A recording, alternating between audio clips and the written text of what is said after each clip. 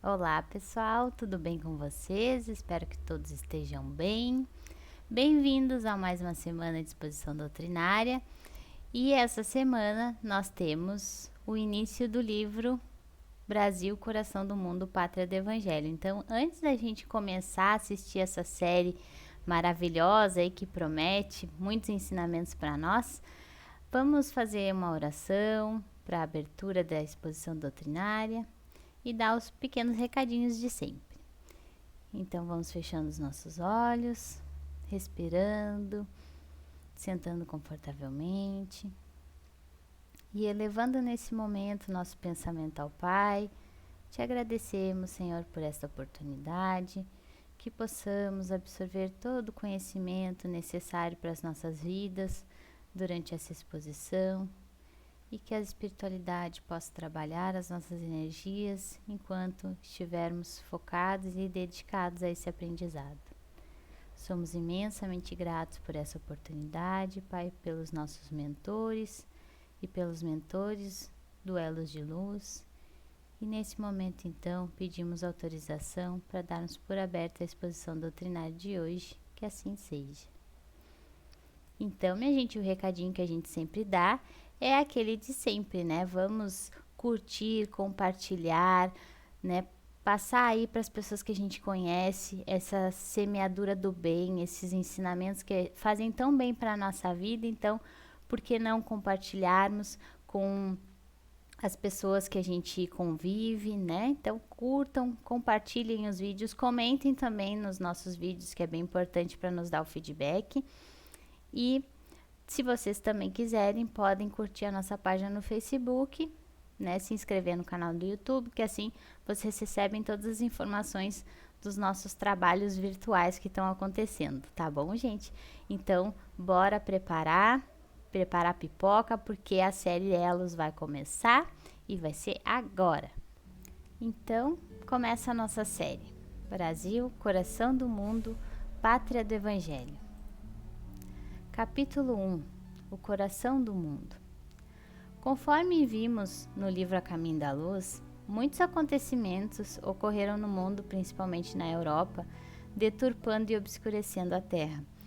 E o Evangelho ficou sem um lugar para se desenvolver puramente. Se Jesus vinha com o coração luminoso das esferas superiores, trazendo os olhos misericordiosos, a visão dos seus impérios resplandecentes e na alma uma profunda harmonia com os astros, o planeta terreno apresentava em contrapartida as mesmas veredas escuras, cheias de lama, da impenitência e do orgulho das criaturas humanas, e repletas de espinho de gratidão e de egoísmo que veio junto com essa leva de ganância, de poder, né, que principalmente os impérios europeus estavam buscando.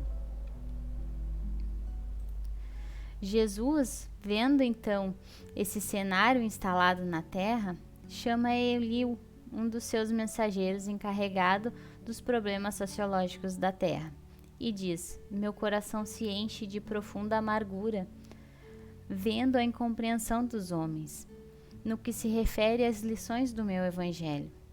Por toda a parte é a luta fratricida como um polvo de inúmeros tentáculos a destruir todas as esperanças. Recomendei-lhes que se amassem como irmãos e vejo-os em movimentos impetuosos, aniquilando-se uns aos outros como caíns desvairados. O emissário, então, Eliú, tentando desfazer essa má impressão, diz que esses movimentos contribuíram para intensificar as relações dos povos na Terra, né, trazendo então, aproximando o Oriente do Ocidente e para aprenderem então a lição de solidariedade através dessas experiências penosas que estavam passando. Novas utilidades da vida foram descobertas, o comércio progrediu e todas as fronteiras estavam se reunindo às pátrias no mundo. Além disso, Eliú falou sobre as nobres intenções dos príncipes cristãos em velar pelas paisagens dos lugares santos, em cuidar desses lugares santos. E aí Jesus então diz a Eliú: mas qual o lugar da terra que não é santo? Em todas as partes do mundo, por mais recontidas que sejam, pairam a bênção de Deus, convertida na luz e no pão de todas as criaturas. Infelizmente, não vejo senão o caminho do sofrimento para modificar tão desoladora situação. Eliú, para renovar então a impressão que se instalara no ambiente, para tentar alegrar um pouco Jesus, falou com muita brandura e humildade: Senhor, se esses povos infelizes que procuram na grandeza material uma felicidade impossível marcham irremediavelmente para os grandes infortúnios coletivos, visitemos os continentes ignorados, onde os espíritos jovens e simples aguardam a semente de uma vida nova. Nessas terras, para além dos grandes oceanos, podereis instalar o pensamento cristão dentro das doutrinas do amor e da liberdade. Foram então Jesus e os seus mensageiros até esse continente que Eliú falou, que seria mais tarde o que a gente conhece como o mundo americano. Jesus então, com as mãos erguidas ao alto, como se invocasse a bênção do Pai para todos aqueles elementos daquele solo extraordinário que se apresentara, exclamou então: para esta terra maravilhosa e bendita será transplantada a árvore do meu evangelho de piedade e de amor. No seu solo dadivoso e fertilíssimo, todos os povos da terra aprenderão a lei de fraternidade universal. Sobre esses céus serão entoados os hosanas nos termos da misericórdia do Pai Celestial. Tu, Eliú, se corporificará na terra, no seio do povo mais pobre e trabalhador do Ocidente. Instituirá um roteiro de coragem para que sejam transpostas as imensidades desses oceanos perigosos e solitários que separam o velho do novo mundo. Instalaremos aqui uma tenda de trabalho para a nação mais humilde da Europa, glorificando seus esforços na oficina de Deus.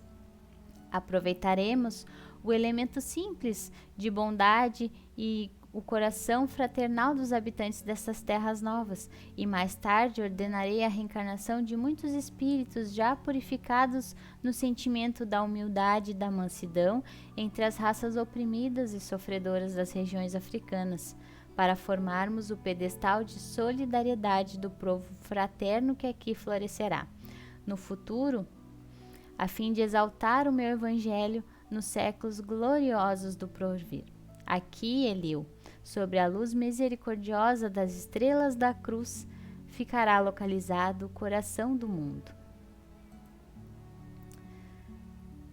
Daí a alguns anos, o seu mensageiro Eliú, então, se estabeleceria na Terra.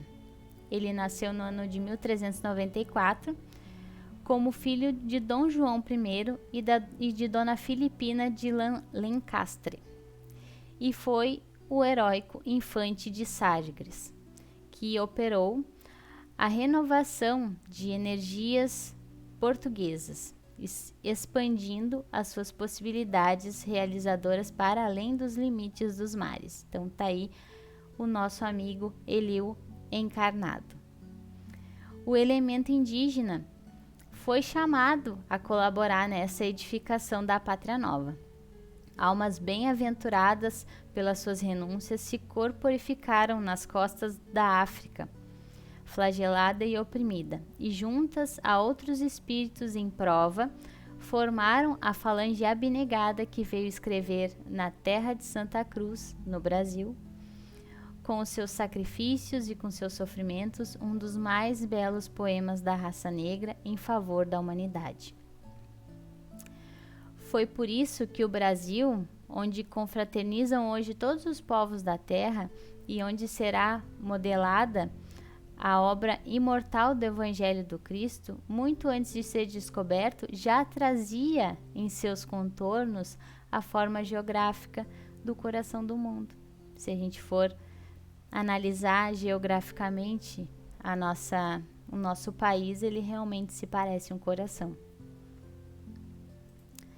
Capítulo 2. A Pátria do Evangelho. Dom Henrique de Sagres desencarnou em 1460, voltando para o plano espiritual ao lado do mestre.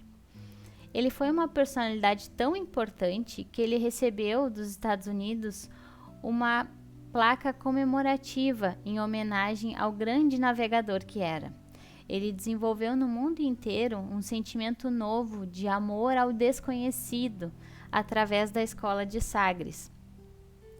A Escola de Sagres teria sido uma escola náutica criada pelo Dom Infante na região de Sagres, por isso que ele leva o nome de Henrique de Sagres, em Portugal no século XV, que está aí a construção então dessa escola. O objetivo dessa escola teria sido a formação dos navegadores que estavam a serviço do Infante, tanto nacionais como estrangeiros, com conhecimentos de cartografia, de geografia e de astronomia. E em 1443, o Infante Dom Henrique pediu ao seu irmão Dom Pedro a concessão da região de Sagres para fundar então uma vila.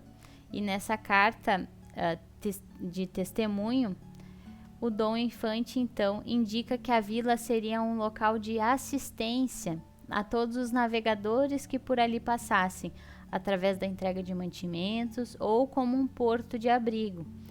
Então, nesse local era aonde se plantava a questão ali do desconhecido, de navegação, de ir navegar em novos mares, conhecer mundos novos. Era ali que Eliu, como encarnado, começaria a plantar então essa vontade de conhecer novos continentes. E aí, desde a expedição de Ceuta, que foi uma cidade islâmica no norte da África, que foi conquistada por tropas portuguesas sob o comando do pai de Dom Henrique, né? O Infante então deixou transparecer em vários documentos que se perderam ao longo da história que tinha certeza da existência de terras maravilhosas, cuja beleza haviam contemplado os seus olhos espirituais de um passado longínquo. Então ele deixou registrado que havia um novo continente. E a prova de que seus estudos particulares falavam da terra desconhecida é o mapa de André Bianco, datado de 1448, que mencionava uma região fronteira à África. Para os navegadores portugueses, portanto, a existência de uma grande ilha austral já não era um assunto ignorado. E vocês podem ver aí na imagem que ali onde está circulado em vermelho era onde ele achava que se localizava um novo continente, bem próximo da África. É claro que esse mapa era muito antes de existir o mapa que a gente conhece atualmente, né? E no plano espiritual, então, continuou-se o trabalho, né? Apesar de Dom Henrique ter desencarnado e voltado, então, para o lado de Jesus, ele continuou, então, a influenciar os reinados posteriores de Dom Duarte, de Dom Afonso V, sem muito sucesso. Mas crescia aquele sonho geral dos tesouros das Índias e das descobertas de um novo continente para o mundo político. O reino de Castela, na Espanha, começa então a se preocupar seriamente com as ideias novas, lançando disputas de buscar essas riquezas, né, tão sonhadas. Então, o reinado de Portugal e Espanha entram na disputa dessas descobertas. Vocês podem ver aí que nós temos o reino de Portugal, o reino de Castela, que seria o reino da Espanha, e a coroa de Aragão, que era um anexo. Mas, enfim, o reino de Portugal e de Castela começavam a se disputarem ali para uma corrida de navegação, né? Para quem conseguisse descobrir os continentes ainda não explorados, ainda não descobertos. É então que chega ao poder Dom João II, cujo o reinado se caracterizou pela previdência e pela energia realizadora. Junto do seu coração, o emissário do invisível, ou seja, o Eliu, conseguiu encontrar grandes aspirações. Foi o príncipe perfeito que se tornava um dócil instrumento do mensageiro abnegado.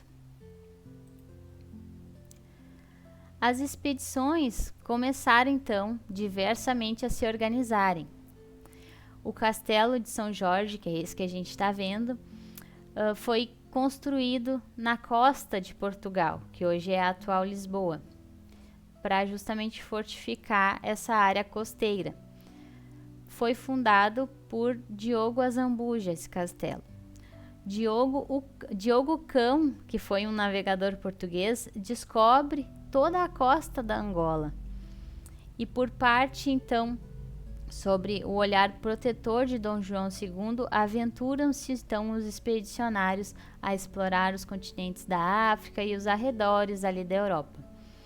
Apesar desse progresso, lutas maiores viriam para a purificação a ser realizada. Dom João perde um filho num desastre e as complicações começam a deturpar o seu governo até que culmina no seu assassinato por envenenamento em 1495. Nesse momento, os planos da escola de Sagres já estavam consolidados e em 1498 o Vasco da Gama então descobre o caminho marítimo das Índias. Lembram lá das aulas de história? O caminho, ou de geografia também?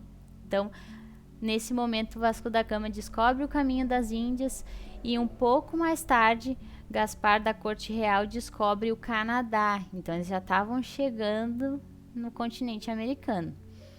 Todos os navegadores saem de Lisboa com instruções secretas quanto a terras desconhecidas, que se localizavam entre a fronteira da África e já havia sido objeto de protesto por Dom João contra a bula papal do Alexandre VI, que olha só, eles não sabiam nem que continente era esse que eles estavam descobrindo, mas eles já queriam fazer uma divisão ali entre o chamado Mundo Novo, que seria dividido então metade para Portugal e metade para a Espanha.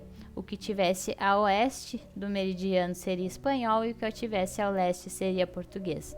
Então, muito antes deles descobrirem esse novo mundo, o papado já estava influenciando o governo para que houvesse essa divisão territorial. E no dia 9 de março de 1500, chega então o grande momento. A grande expedição de Cabral embarca para o novo roteiro das Índias. Após prepararem todos os elementos para essa expedição e implorarem a bênção de Deus, entre manifestações de alegria e de esperança, eles navegaram rumo ao desconhecido. Já em alto mar, Cabral considera a possibilidade de levar sua bandeira para uma terra desconhecida no hemisfério sul, não pegar o caminho das Índias. O seu desejo, então, cria um momento perfeito para a intercessão do mundo invisível, do mundo espiritual. Então, o espírito de Henrique de Sagres, né, o nosso Eliu, e as falanges dos espíritos que trabalhavam com Jesus aproveitaram esse momento e todos os antecedentes ali mediúnicos dos navegadores para criar um rumo ao destino programado por Jesus. As noites de Cabral eram povoadas de sonhos sobrenaturais e insensivelmente as caravelas inquietas cedem ao impulso dessa orientação imperceptível e os caminhos das Índias são abandonados. Então, os seus corações, né, os corações dos navegadores estavam numa angústia, mas também em expectativa. O pavor do desconhecido empolgava aquelas almas, mas que eram ainda rudes, né? Não sabiam muito, não sabiam quase nada de espiritualidade, estavam apenas pelo ímpeto de descobrir algo novo. e se viam ali perdidos entre o céu e o mar, nessa imensidade do infinito que era o que é o oceano, né? Mas a assistência espiritual dos mensageiros do invisível não os abandonariam, né? E de fato, ali Jesus e os seus mensageiros foram guiando as caravelas até o momento chegado e também inspirando esses navegadores com esperança, com ânimo de que iriam realmente descobrir algo novo. Avistaram, enfim, terras. E Cabral e toda a sua gente, então, se reconfortam nas praias extensas e acolhedoras, então, do nosso Brasil. Os índios os recebem como irmãos amados. Palavras religiosas do frade Henrique Soares de Coimbra, eles ouvem com veneração e com humildade. Então, os primeiros contatos entre os portugueses e os nativos foram de muito amor, de muita veneração, de humildade, de imensa alegria mesmo. E os índios então colocam as suas habitações rústicas e primitivas à disposição desses estrangeiros.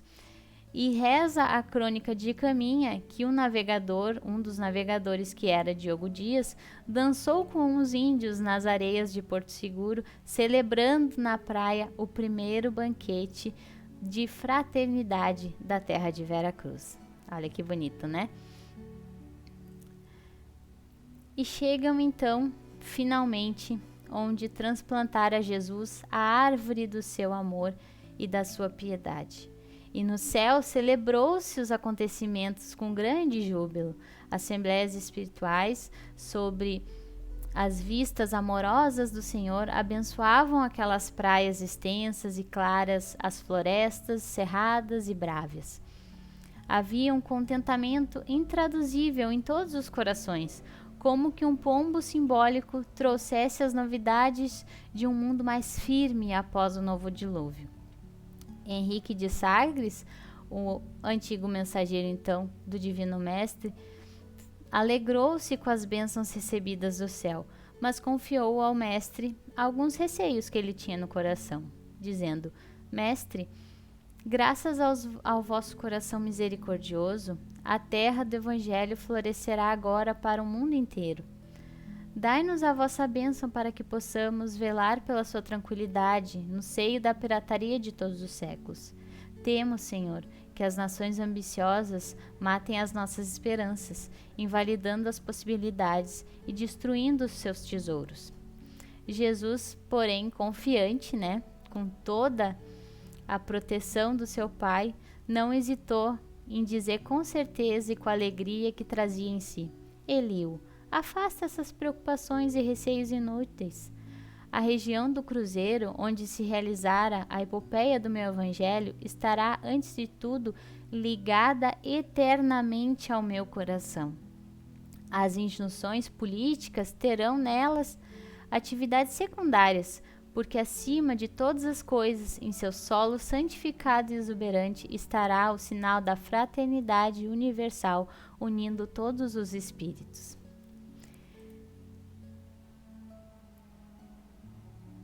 Então foi assim que esse minúsculo país que foi Portugal, durante 3 séculos, foram então conquistando esse continente, trazendo pessoas para lá, e foi o único país nosso que se conservou inteiro, como um verdadeiro coração. Os outros países que foram descobertos depois, pela Inglaterra e pela Espanha, se fragmentaram, formando cerca de 20 repúblicas ou mais, se separando entre estados americanos do norte, do centro, em vários outros países que, através de batalhas, eles foram se formando, então, como um verdadeiro país, ao contrário do nosso, que foi estabelecido de forma mais harmônica. Só o Brasil conseguiu se manter indivisível na América, entre os embates políticos que ocorreram no decorrer. E aí, então, o coração se manteve unificado. Capítulo 3. Os degredados. Todos os espíritos edificados nas lições sublimes do Mestre se reuniram após o descobrimento então dessa nova terra, celebrando com muita alegria e luz essa boa nova. Todos comemoravam o advento da pátria do Evangelho, quando se fez presente nesta Assembleia Augusta a figura misericordiosa de Jesus. Chegou Jesus então na Assembleia e trazendo na sua mão uma bandeira de luz, símbolo do perdão e da concórdia, e com um sorriso nos lábios, dirigiu-se então aos seus elevados mensageiros. E disse: Ismael, manda meu coração, que doravante sejas o zelador dos patrimônios imortais que constituem a terra do cruzeiro. Recebe-a nos teus braços de trabalhador devotado da minha seara, como recebi no coração, obedecendo às sagradas inspirações do nosso Pai. Reúne as incansáveis falanges do infinito, que cooperam nos ideais sacrossantos da minha doutrina, e inicia desde já a construção da pátria do meu ensinamento. Para aí transplantei a árvore da minha misericórdia, e espero que cultives com a tua abnegação e com teu sublimado heroísmo.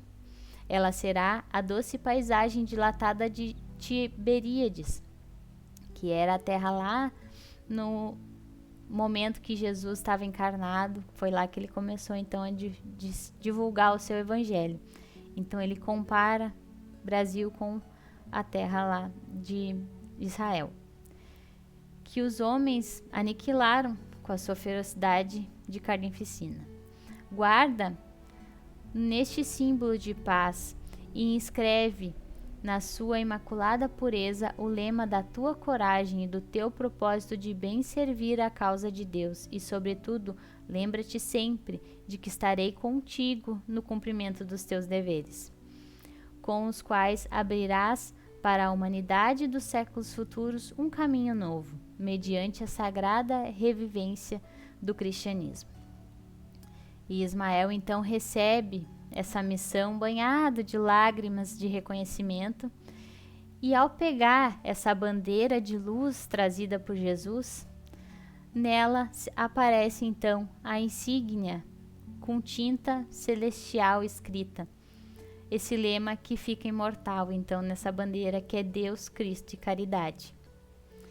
O emissário de Jesus então vem à terra, onde restabelecerá a sua oficina.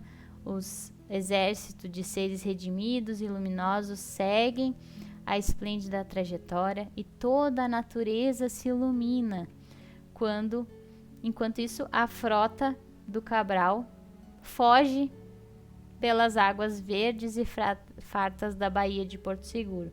Então, enquanto Ismael, desencarnado, descia como espírito, descia à terra para se instalar então ali no nosso orbe e poder então concretizar os ideais propostos por Jesus, os navegadores portugueses voltavam com as suas caravelas para Portugal. Mas, na beira da praia, ficaram chorando desesperadamente 2 degredados, 2 párias sociais que o rei Dom Manuel I destinou ao exílio. E os homens do mar se distanciavam, levando as amostras das suas extraordinárias riquezas, do nosso país para Portugal. Os índios amáveis e fraternos abrem os braços para esses degredados, e os seus corações rudes e simples se desabrocham para a amargura deles, as flores amigas de brando conforto. Então os índios vieram acalmar esses 2 que ficaram, Não, fica aqui com a gente, a gente vai cuidar de vocês e tudo. Mas eles estavam desesperados. E Afonso Ribeiro, que foi um dos condenados ao exílio, em um gesto de desespero, se joga em alto mar. Ele queria morrer indo atrás das caravelas. E quando ele chegou à exaustão de tanto nadar atrás dos navegadores, ele contemplou duas imensidades, o oceano e o céu. E esperando então a morte, como um socorro bondoso, ele pede ajuda a Jesus. E nesse instante, o pobre exilado sente uma alvorada de luz estranha que nasce no seu âmago, dessa alma que estava desesperada, atribulada ali por aquela nova reação. Uma esperança nova se apossa de todas as suas fibras emotivas. E como por um delicado milagre, uma força misteriosa o conduz à terra firme, onde o seu coração vai encontrar uma nova família, que são os índios. Ismael havia realizado o primeiro feito nas terras da Vera Cruz. Olha só, o Ismael já chegou na terra ali no nosso continente, já trabalhando, né? Salvou o Afonso. E trazendo então o náufrago e inocente para a base da sociedade fraterna que estava por vir, ele obedecia às sagradas determinações do Divino Mestre. Primeiramente surgiram os índios, que eram simples de coração, e em segundo lugar chegavam os sedentos da justiça divina, e mais tarde viriam os escravos, como expressão dos humildes e dos aflitos, para a formação dessa alma coletiva, de um povo bem-aventurado por mansidão e fraternidade. Nesses dias longínquos de 1500, já se ouviam no Brasil os ecos acariciadores do Sermão da Montanha. Então, minha gente, essa foi o primeiro capítulo da nossa série. E aí vamos refletir um pouco sobre esse episódio. Na introdução do livro, Humberto de Campos ele nos explica que esse livro ele veio para esclarecer sobre as origens da fundação, da formação dessa pátria do Evangelho e nos explicar sobre a missão da terra brasileira nesse mundo moderno. O Brasil, ele não só é o celeiro do mundo, ele não está só destinado a suprir as necessidades materiais dos povos mais pobres do planeta, mas também ele deverá proporcionar ao mundo inteiro uma expressão consoladora de crença e de fé raciocinada. E esse celeiro, ele é de características materiais, de prover o que a natureza nos dá em abundância para o mundo, mas também ele é o celeiro de claridades espirituais para o planeta inteiro. E tem por um único objetivo provar a excelência da missão evangélica do Brasil nessa formação dos povos e, acima de tudo, para realizar todos os feitos que a Europa teve a oportunidade de realizar e, através das suas glórias sanguinolentas, né, não conseguiu, né, acabou tendo falido esse projeto. Então, Jesus nos dá uma oportunidade de provarmos, né, de sermos, então, os propagadores do Evangelho. E aí ele nos mostra essa origem, né, profunda do plano espiritual, de onde Jesus, pelas mãos carinhosas de Ismael, que a gente sabe agora que Ismael é o nosso cuidador aqui, né, é quem nos cuida e quem nos faz a comunicação com Jesus também. Ele então acompanha essa evolução da nossa pátria para a construção da pátria do Evangelho. Ao longo desses 3 capítulos do livro iniciais, tem muitos nomes de lugares, muitos nomes de autoridades que nós não nos aprofundamos aqui, porque aí a gente teria que explicar todo o contexto ao redor dessa palavra, né, dessa autoridade citada, e aí se estenderia muito esse episódio. Então a gente resolveu pegar só alguns nomes, justamente para a gente compreender historicamente e espiritualmente o que ocorreu nessa época até a descoberta do Brasil, né, dessa pátria do Evangelho. Mas se vocês tiverem interesse, né, se vocês estiverem lendo o livro junto com a série, é só colocar lá na internet os nomes que vocês acham bem facilmente. É bem interessante porque envolve mais pessoas, né, mais personagens, mais lugares em relação a esse início de história. E o que a gente pode tirar de ensino, então, desse episódio hoje? De que, primeiramente, Jesus, junto com seus emissários, viu na nossa terra uma oportunidade única de tornar o novo berço do Evangelho, e que o nosso país ainda tem e sempre terá a missão de ser o celeiro das claridades espirituais do nosso planeta. Pode ser por isso, e isso é uma dedução minha, tá? Que o Espiritismo se desenvolveu tão bem no Brasil. E porque essa é a missão para todos nós, né? Divulgar e desenvolver o Espiritismo. Então pode ser por isso que se consolidou tão facilmente o Espiritismo aqui no nosso país. Também a gente pode perceber que Jesus colocou o seu coração aqui. Ele diz que o seu coração será eternamente aqui. Olha que responsabilidade e que emoção ter, né, o coração de Jesus aqui no nosso país, né? E como sempre, né, a gente viu no livro O Caminho da Luz, na série, a espiritualidade sempre está conosco, sempre há um plano divino e eles sempre estão mobilizados para que esse plano se concretize, para que esse plano dê certo, né? Então a gente está sempre sendo amparado pela espiritualidade. Quando a gente fala que os nossos espíritos amigos estão na torcida para a nossa evolução espiritual, né, nossa evolução moral particular, isso também se dá no âmbito de nação, no âmbito de país.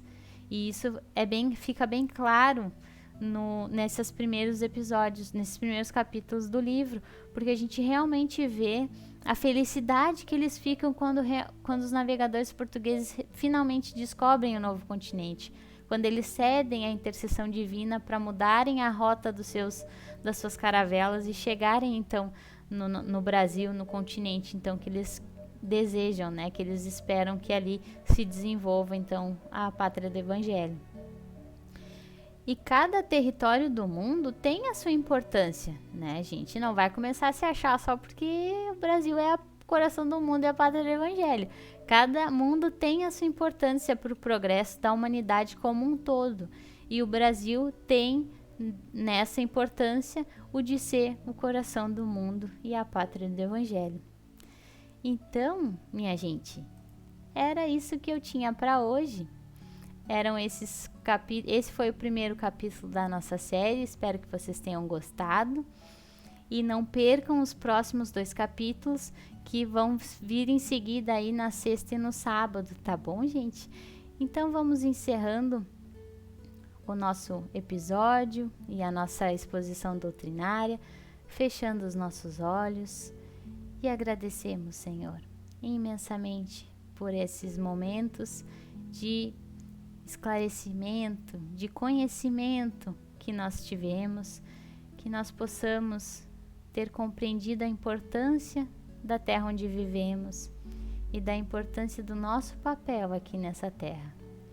Imensamente gratos aos mentores que trabalharam as nossas energias durante esse momento, e que possamos estarmos bem melhores do que quando começamos a escutar e assistir esse episódio. Imensamente gratos, Pai, por tudo e por todos.